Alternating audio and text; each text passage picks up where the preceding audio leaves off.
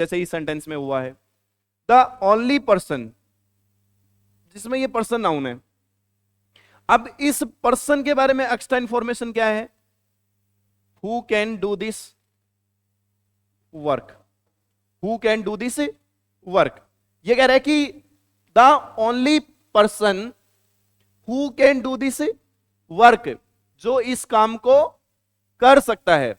यानी ये जो बात आपने बोली है आगे वाली, वो किसके लिए बोली है? इस पर्सन के लिए बोली है। इसका मतलब ये जो क्लोज है वो इस पर्सन के लिए किसका काम कर रही है? एडजेक्टिव का काम कर रही है। और एडजेक्टिव हमेशा किसके लिए यूज होता है? नाउन्स के लिए यूज होता है, ये अब आप जानते हो। इसका मतलब ये जो आगे वाला जो हिस्सा है वो भी किसका पार्ट है? द ओनली पर्सन का है। इसका मतलब इस पूरे सेंटेंस का अगर अपन सब्जेक्ट आइडेंटिफाई करेंगे तो वो सब्जेक्ट क्या होगा? The only person who can do this work. ये पूरा है। यानी एडजेक्टिव को हमेशा किस में शामिल करना आपको? जिसके लिए वो यूज हुआ है उसके साथ। तो पूरा सब्जेक्ट है ये यहां तक। और फिर प्रेडिकेट कौन है? ये वर्ब है। और ये वर्ब के आगे वाला, वर्ब और वर्ब के आगे वाला पार्ट पूरा क्या होता है आपका? ये आपका क्या हो जाएगा? प्रेडिकेट। आगे समझते हैं। It will help you to become immune to seasonal disease. बताइए, ये तो आसान है। इसमें करोगे सर इट कौन है? सब्जेक्ट। और will help you to become immune to seasonal disease, ये पूरा का पूरा क्या आपका? ये पूरा का पूरा आपका प्रेडिकेट। क्लियर? तीसरे में ही कौन है आपका? अकेली वर्ब भी दिखाई दे, मान लो वर्ब के साथ कुछ भी नहीं दिखाई दे, तो वो वर्ब भी क्या होती है? प्रेडिकेट होती है। आप इस बात को समझ गए? समझ गए तो तीनों एग्जांपल्स लिखो। अभी जिसके समझ में नहीं आई है घबराने की कोई जरूरत नहीं है, क्योंकि आगे आने वाले 20-25 एग्जांपल्स इसी पे बेस्ड है। हर में अपने को सब्जेक्ट प्रेडिकेट ही ढूंढना है।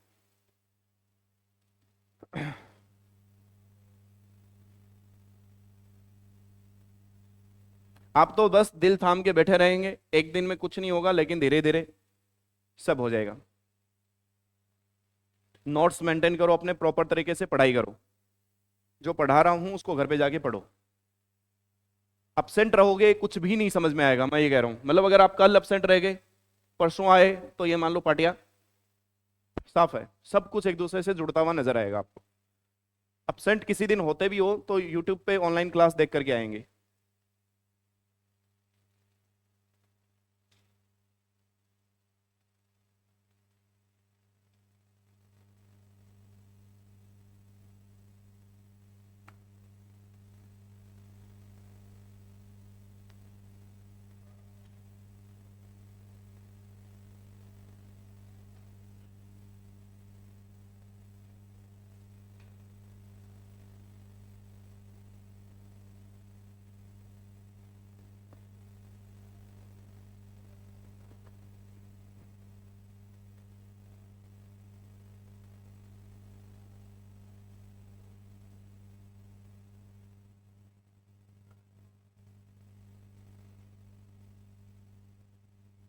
बढ़े आगे बच्चों? लिख लिया? चलिए, अब है हमारी class oriented first exercise. Some exercises are part of our syllabus. आपको हर कॉन्सेप्ट के बाद में, हर बात के बाद में जो मैंने आपको क्लास में समझाई है, उसके बाद में आपको कुछ एक्सरसाइजेज मिलेंगी। उनमें से कुछ एक्सरसाइजेज कहाँ होंगी? क्लास में। और कुछ एक्सरसाइज आपके लिए किसका काम करेंगी? होमवर्क का काम करेंगी। समझ रहे हो मेरी बात? साथ ही साथ मैं आपको पहले भी बता चुका हूँ, इंग्लिश विद पंकज डोडी जो अपना टेलीग्राम चैनल है, उसके ऊपर आपको हर शाम, हर रोज रात को 9 बजे आपको वोकेबलरी के कुछ वर्ड्स मिलेंगे। उन वर्ड्स को आपको पढ़ के आना है और फिर अपन उसको क्लास में डिस्कस करेंगे। हर रात कितनी बजे? रात को 9 बजे वो शब्द आते हैं, 5, 7, 8 जितने भी होते हैं, उनको आपको पढ़ना है। और पढ़ के अपन उसको कहाँ लेंगे? अपनी डेली की क्लास में डिस्कस करेंगे, है ना? तो ये हमारा होमवर्क सेशन रहता है, इसको आप इस तरीके से लोगे, सीरियस लोगे थोड़ा सा। देखिए, Akbar was a great king. बच्चों, what is your subject? Akbar किसके बारे में बात कर रहे हैं अपन? अकबर के बारे में। तो ये हमारा क्या है? सब्जेक्ट है। क्या बात कर रहे हैं? वॉज ए ग्रेट, ये आपका कौन है? प्रेडिकेट। ठीक है, चलिए। The owl swoop down on the mouse, झपट्टा मारना। बताइए, सब्जेक्ट कौन है इसमें? The all. प्रेडिकेट कौन है? स्वैप डाउन ऑन द, ये आपका क्या हो गया? प्रेडिकेट। चलिए, the rose smells sweet, subject कौन है? सब्जेक्ट कौन है? सब्जेक्ट है इसके अंदर द रोज। प्रेडिकेट कौन है? स्मेल्स, ये आपका प्रेडिकेट है। चलिए नेक्स्ट क्वेश्चन में, the sun shone brightly, subject कौन है? द, किसके बारे में बात हो रही है? सब्जेक्ट। क्या बात हो रही है? शॉन ब्राइटली, ये क्या है आपका? Predicate. Most of the tickets were sold at the gate, देखो फिर से वही बात, मोस्ट ऑफ द टिकट्स, ये पूरी बात क्या है? सब्जेक्ट है। प्रेडिकेट कौन है? वर सोल्ड एट द, ये आपका प्रेडिकेट है। चलिए, एंड नंबर ऑफ प्लेन्स, ये क्या आपका? सब्जेक्ट है पूरा का पूरा। फ्लू ओवर द लेक, ये कौन आपका? प्रेडिकेट है। अब बच्चों में आपको एक बात बताता हूं, ध्यान से सुनना। इसको बोलते हैं complete subject and complete predicate. क्या नाम बोलोगे? Complete subject and complete predicate. Complete subject और कंप्लीट प्रेडिकेट का मतलब ये होता है कि जैसे इसमें अकबर क्या है? कंप्लीट सब्जेक्ट है, और प्रेडिकेट कौन है इसमें? कंप्लीट प्रेडिकेट कौन है? ये आगे वाला पार्ट। इसमें कंप्लीट सब्जेक्ट का मतलब द ऑल, और soft down on the mouse, ये क्या आपका? कंप्लीट प्रेडिकेट है। यानी जो भी अभी आपने लिखा है, द सन कंप्लीट सब्जेक्ट है, most of the tickets complete subject है। लेकिन कई बार क्या होता है, बच्चों को complete subject, subject and complete predicate तो पहचानना आता है, लेकिन वो एक टर्म और उन्हें पता होनी चाहिए जिसे कहते हैं simple subject and simple predicate.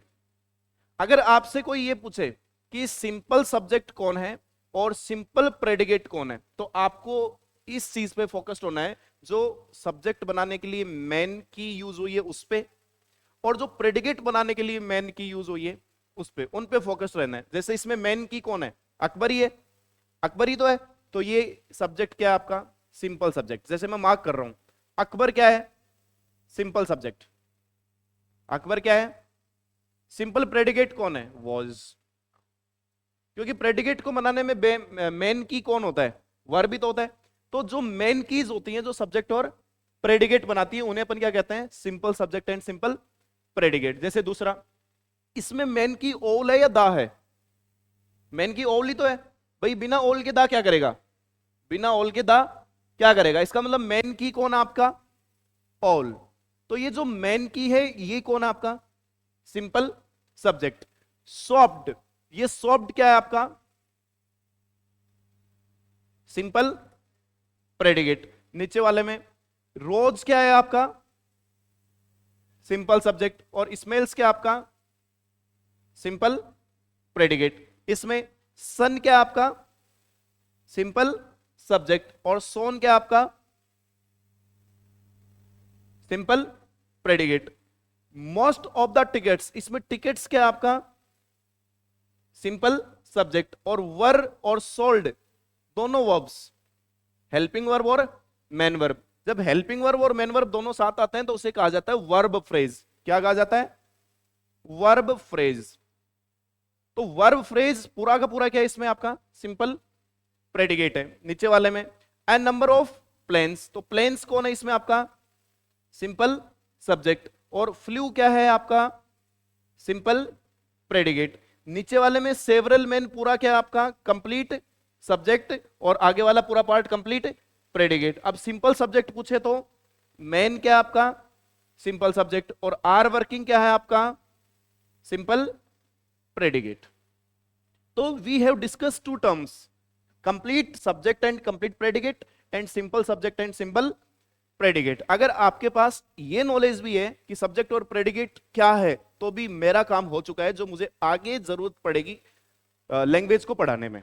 यानी मैं ये चाहता हूं कि मेरे हर बच्चे को बेसिक्स ऑफ इंग्लिश की जो टर्म्स हैं वो पता होनी चाहिए, क्योंकि उनके बिना मैं वो बिल्डिंग खड़ी नहीं कर पाऊंगा उस फाउंडेशन के बिना जो मैं करना चाहता हूं।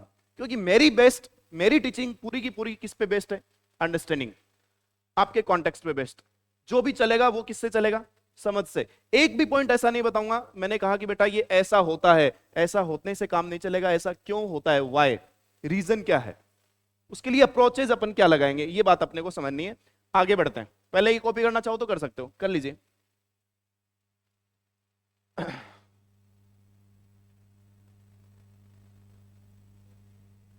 नोट्स बहुत शानदार होने चाहिए आपके।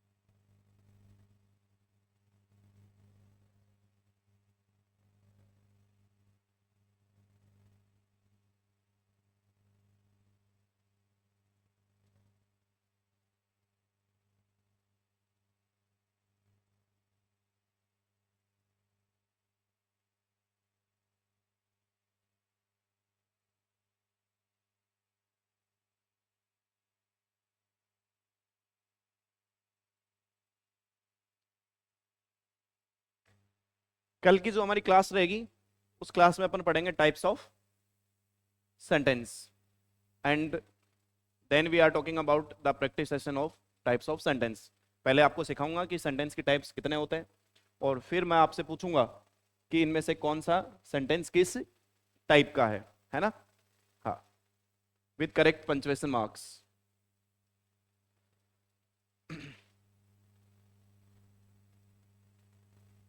तो ये पढ़ के जरूर आना जो आज लिखाया गया है, जो पढ़ाया गया है, सब कुछ आगे बढ़ जाएगा।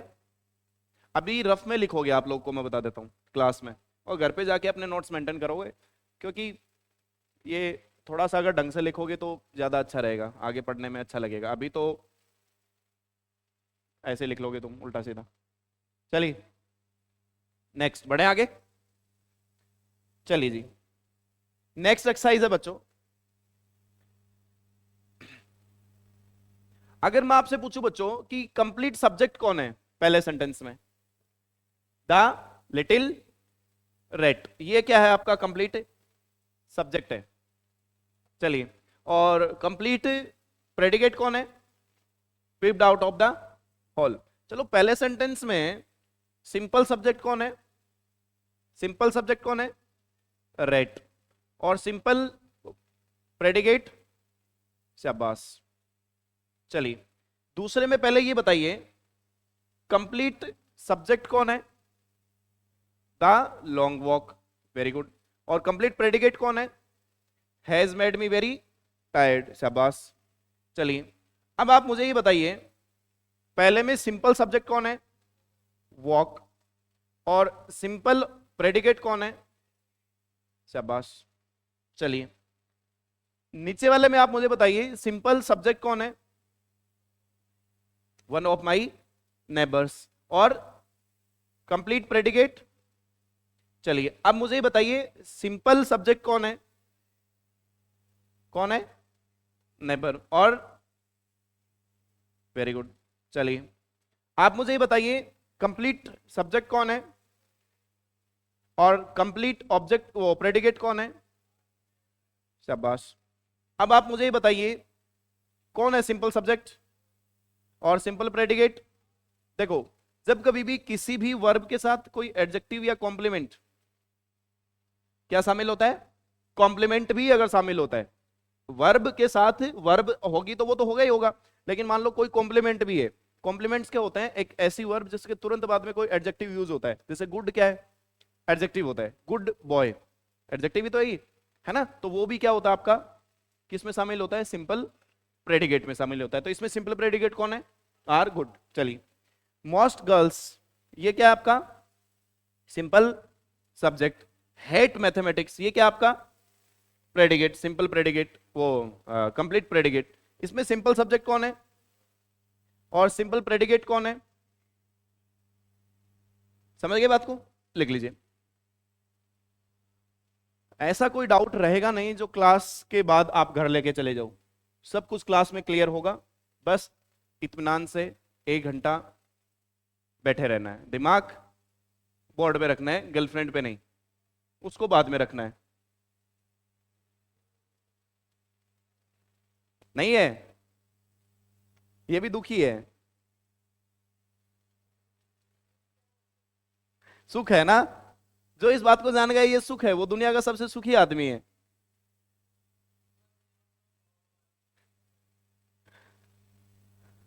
जिज्ञासा, जुनून, मेहनत, संघर्ष, बलिदान, विश्वास और सब्र, सक्सेस आपसे ये 7 चीजें मांगती है।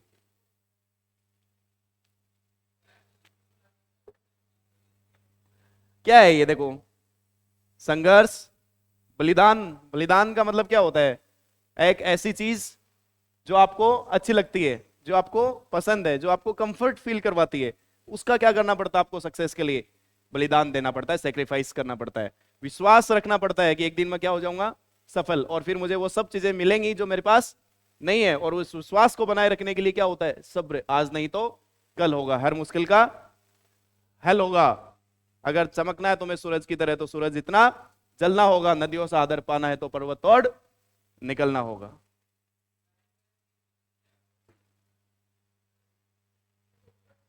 परिवर्तन प्रकृति का नियम है।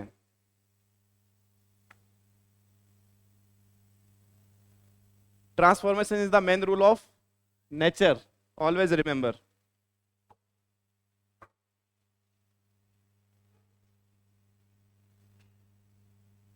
बढ़े आगे बच्चों, लिख लिया होगा ये? बढ़ जाए आगे।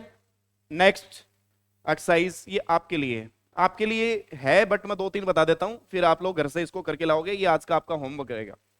देखो, Sachin and Anil, what is the complete predicate of the sentence? Sachin and, Sachin and, ये आपका कंप्लीट क्या है? सब्जेक्ट। Complete predicate. अब एक टर्म और आपको समझनी चाहिए।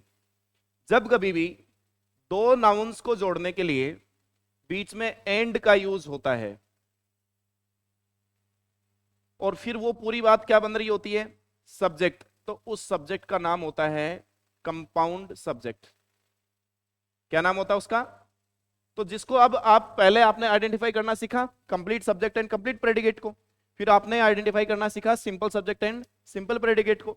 अब आप आइडेंटिफाई करोगे compound subject and compound predicate को। तो कंपाउंड सब्जेक्ट तो मैंने आपको समझा दिया क्या होता है। जब दो सब्जेक्ट को, यानी दो चीजों को किससे जोड़ दिया जाता है? एंड से जोड़ दिया जाता है। तो ये वैसे तो क्या हो गया? Complete subject. लेकिन ये फिर है क्या? कंपाउंड सब्जेक्ट नाम हो जाएगा इसका।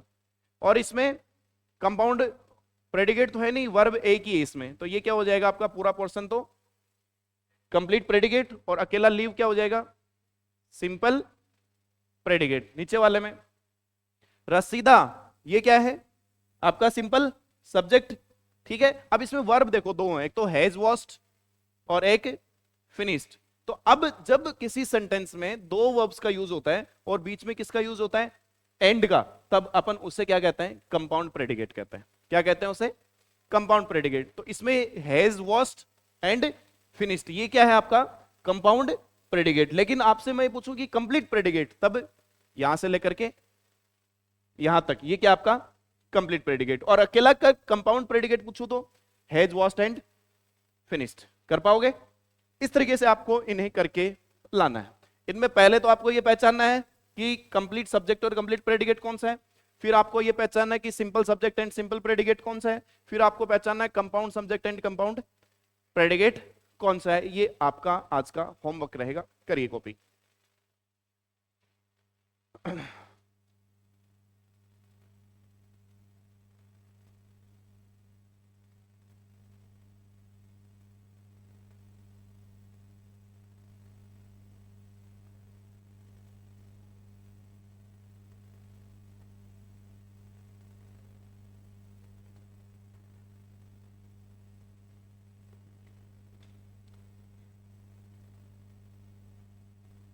आपकी मैथ्स की क्लास हो गई, इंग्लिश की हो गई, और अब रीजनिंग की।